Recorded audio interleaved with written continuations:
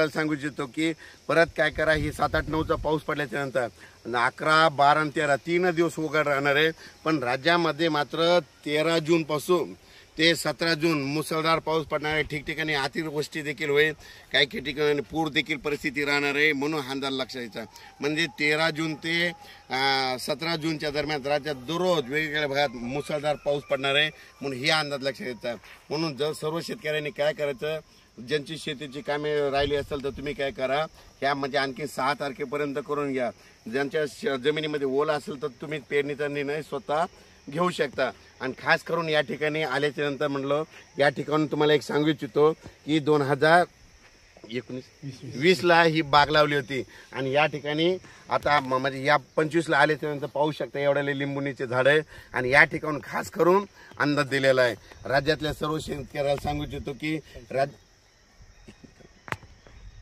राज्यातल्या सर्व शेतकऱ्याला सांगू इच्छितो, मी म्हणलं होतं ना 31 पासून ते 6 जून पर्यंत असं वारं सुटणार आहे।